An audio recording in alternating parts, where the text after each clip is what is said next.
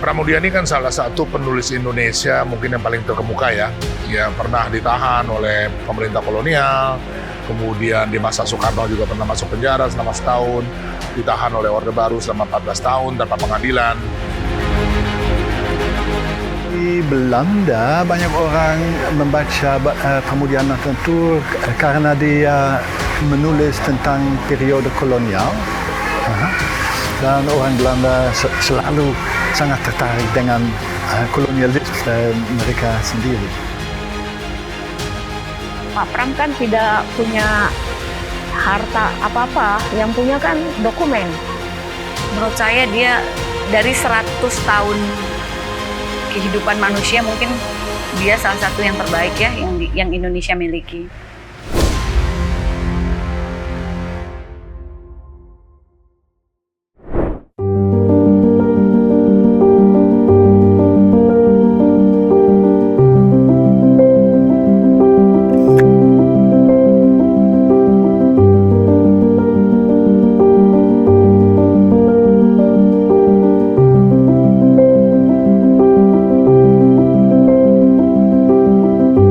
Pramudia ini kan salah satu penulis Indonesia mungkin yang paling terkemuka ya, gitu.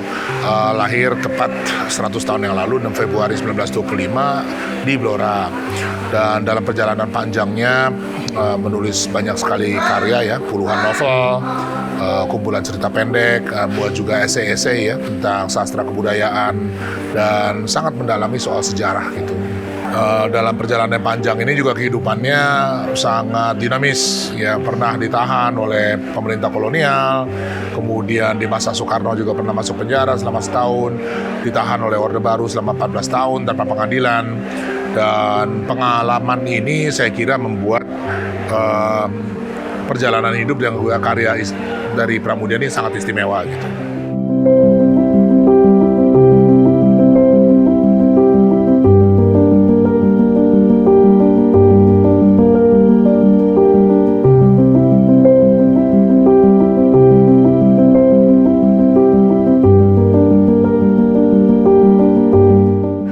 Pengaruhnya besar ya dalam banyak hal gitu. Pertama dia akan bagian dari mereka yang menulis di tahun-tahun 45 gitu ya. Jadi sering disebut sebagai angkatan 45. Dan di sini kita melihat ya bagaimana bahasa Indonesia dikembangkan sedemikian rupa sehingga menjadi alat ungkap yang sangat efektif gitu ya. Ringkas, sangat berbeda ya dengan generasi sebelumnya, dan di sini kita melihat kekuatan ya dari bahasa Indonesia di dalam karya-karya sastra. Pengaruhnya dari segi tema juga nggak sedikit ya. Pram adalah satu dari sedikit ya penulis Indonesia yang membuat novel sejarah dalam pengertian yang sesungguhnya ya. Jadi bukan hanya novel yang kebetulan latarnya itu masa lalu, tetapi novel yang menggambarkan dengan sangat baik dinamika sejarah itu sendiri gitu. Pramudia sangat istimewa ya. Saya sangat terkesan ya membaca pengalaman hidupnya, juga pernah berinteraksi langsung dengan beliau ya, dan itu saya kira orang yang betul-betul kita bilang mengabdikan hidup, waktu, pikiran, tenaga, sumber daya yang ada padanya untuk menulis ya, dan itu sangat luar biasa ya. Kita tahu dari ceritanya bahwa tahun-tahun 50-an, 60-an pernah mengumpulkan bahan dalam jumlah yang sangat banyak, ribuan buku, bermeter-meter arsip dokumentasi yang dihancurkan pada tahun 65. Tapi ketika keluar dari penjara, dengan segala keterbatasannya dia bangun kembali perpustakaannya, dan kita lihat di sini ya bagaimana orang mendedikasikan hidupnya untuk sesuatu yang sangat dia cintai, dan itu kesan yang paling membekas ya dalam benak saya terhadap Pramudia.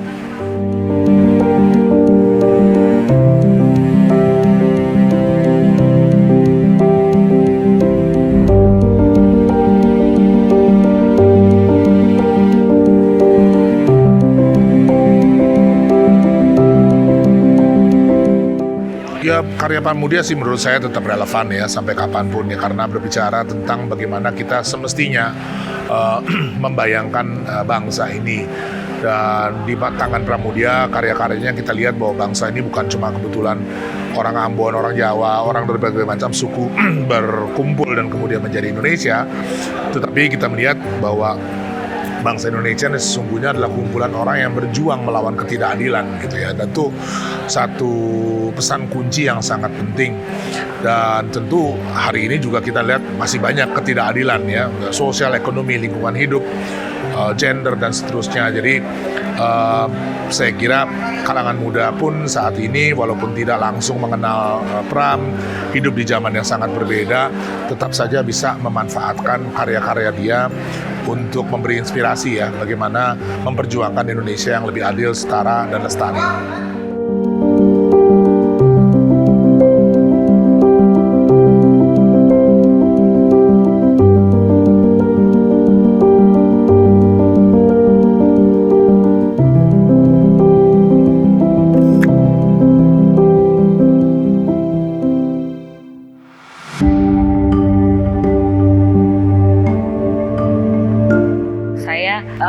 Banyak mengidolakan beberapa tokoh, tapi kebanyakan tokohnya sudah wafat gitu. Satu-satunya masih hidup itu adalah Pram, dan saya dapat kesempatan berjumpa. Hanya saja waktu itu saya masih muda juga ya saat ketemu dia, jadi penghayatan saya mungkin nggak sedalam sekarang ya. Yang pasti saat ketemu itu, pertanyaan pertama saya adalah saya penasaran sekali dengan cerita Sambungan dari Gadis Pantai, buku kedua dan ketiga. Beliau hanya mengatakan ya akhirnya dia sama dengan bapaknya, dengan Bendoronya gitu. Pak Pram tenang orangnya ya, dan walaupun saya masih kayak anak kecil gitu ya, dan masih kayak mencari jati diri di usia saya, beberapa kali saya datang ke sana dan saya selalu punya kesan yang sangat baik dan termotivasi gitu ya dengan beberapa sedikit komentar-komentarnya beliau gitu. Jadi kayak saya belum lama waktu itu lagi belajar membatik, terus dia ngingetin saya, kamu bikin dong batiknya yang ada orang demonstrasi dan lain sebagainya gitu. Jadi dia selalu memberikan harapan-harapan dan motivasi dan juga tantangan-tantangan besar gitu loh. Padahal saya hanya bercerita itu hanya sekedar hobi, tapi kayaknya nggak ada sesuatu yang harus setengah-setengah gitu. Setelah saya membaca Gadis Pantai, akhirnya saya membaca buku-buku yang lain. Tadinya kalau Gadis Pantai itu saya tuh merasa kayak ini biografi ya, tapi kok diceritakan dengan sangat, bukan hanya indah tapi punya banyak makna di balik kata-kata indah itu gitu. Dan bagaimana ketidakadilan yang didapatkan oleh si tokoh Gadis Pantai gitu. Dari situ saya membaca tetralogi, terus Nyanyi Sunyi Seorang Bisu, Perawan dalam Cengkraman Militer, Perburuan, Larasati, Bukan Pasar Malam. Tapi yang paling berkesan sama saya selain Gadis Pantai itu tetralogi tentu, sama Perburuan dan Perawan dalam Cengkraman Militer.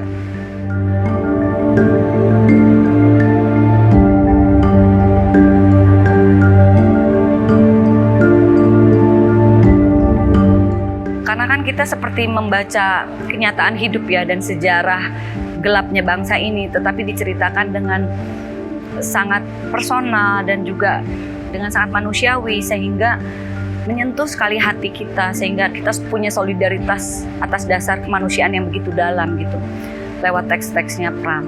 Bagaimana menceritakan tokoh tersebut dan bagaimana konflik, tetapi bagaimana permainan kata yang ditulis sama Pram itu tuh menurut saya dia dari 100 tahun kehidupan manusia mungkin dia salah satu yang terbaik ya yang Indonesia miliki.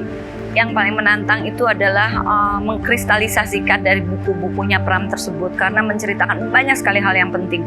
Tapi gimana untuk kita bisa menyampaikan hanya dalam 2 jam saja gitu, atau bahkan pernah kita bikin sandiwara radio, tapi untungnya dari cerpennya yang cerita dari Jakarta. Jadi gimana biar hanya 5 menit bahkan 10 menit, tapi spiritnya Pram tidak putus gitu, orang bisa sampai.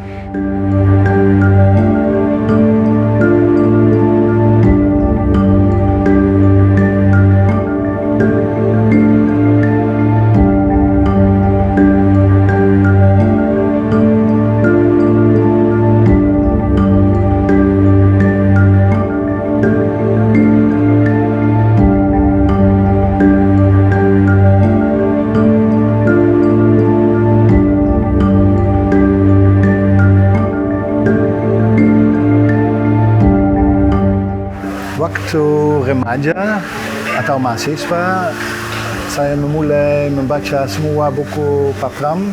Yang pertama, Bumi Manusia dalam bahasa Belanda.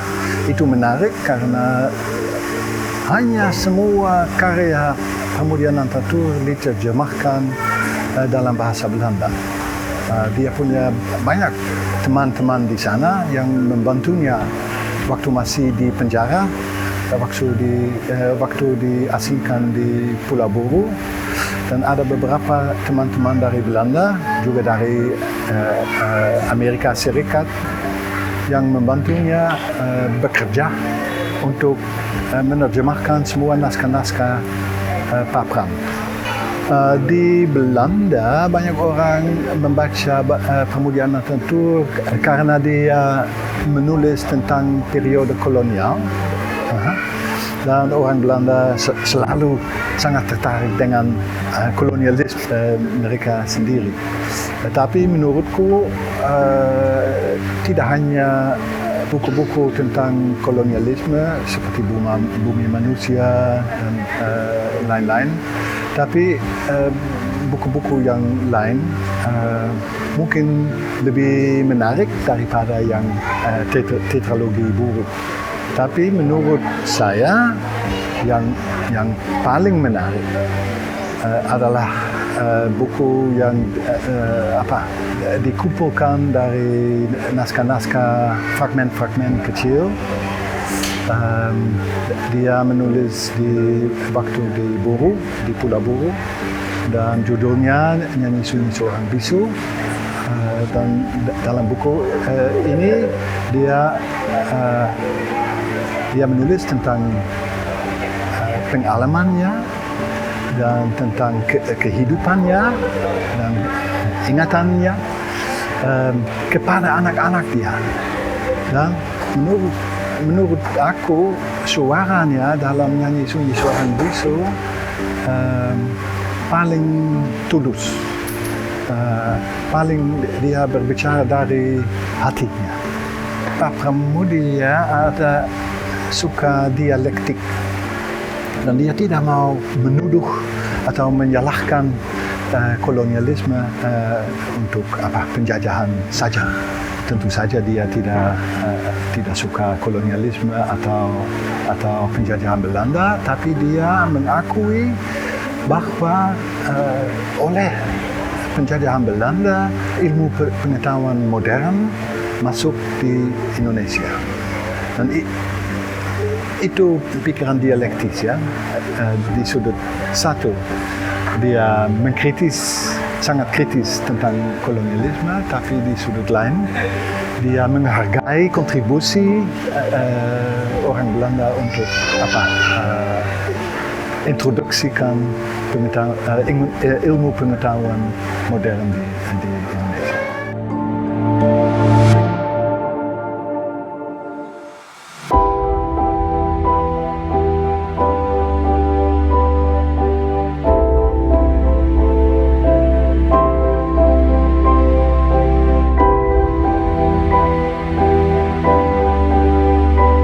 Sosok Pram di mata saya itu orang yang penyayang, yang penuh kasih sayang, yang kakek pada umumnya kakek, yang selalu mengajarkan kami, cucu-cucunya untuk memanusiakan manusia. Kita diwajibkan untuk menulis buku harian dan membaca buku. Aku baca buku Pram itu semenjak SD, semenjak kelas 4 SD seingat aku ya. Buku pertama itu yang diberikan sama Pram itu buku perburuan. Ya, setiap hari aku baca karena pastinya Pram akan bertanya apa yang ada di dalam buku itu, tokohnya siapa aja, namanya siapa aja, gitu. Ya, dan itu menjadi kebiasaan. Karya Pram yang paling saya suka yaitu Bumi Manusia. Kenapa Bumi Manusia? Karena ketika aku membaca buku itu, aku seperti nonton film dan terhanyut ke dalam bukunya.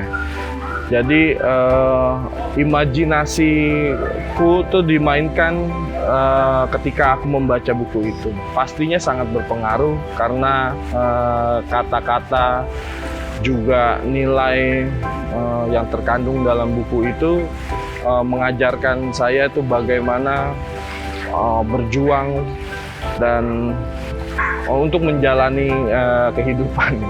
Saya baru sadar Pram berpengaruh itu ketika sayangnya Pram itu berpulang. Pada saat itu saya kaget, pelayatnya itu sungguh luar biasa datang ke rumah. Kita melihat parkiran mobil dan rangkaian bunganya itu dari rumah itu sampai ke Pramuka kurang lebih itu 3 km panjangnya. Jadi saya dari kecil itu tulisannya Pram bagus atau tidak gitu. Kalau tidak menarik yang mana, sebelah mana yang tidak menarik gitu. Itu Pram selalu seperti itu gitu. Yang saya selalu bilang, saya tidak suka tulisannya Papi gitu. Pak Pram itu sepertinya terlalu lugas ya. Bilang, saya itu tidak suka yang bilang jalan itu kotor, penuh tai apa gitu. Saya kan pada saat itu tidak suka yang begitu. Kenapa sih Pak ngomongnya begini? Ya memang Papa bicara ya apa adanya, bilang seperti itu. Saya paling menarik buku perburuan. Kan tidak semua orang suka yang mana, tapi bagi saya tuh perburuan tuh awal saya bisa membaca karya-karya Pram. Setelah saya baca buku perburuan, saya mengerti tujuannya Pram tuh kemana gitu.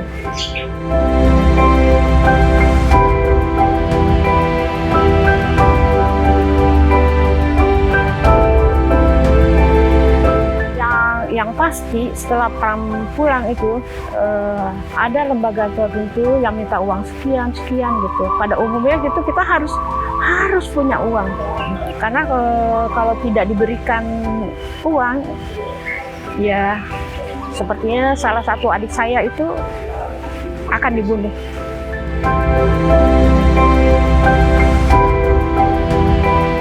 Pak Pram kan dari jauh-jauh hari sudah memperkirakan gitu. Yang ini yang kalian pegang ini kan sudah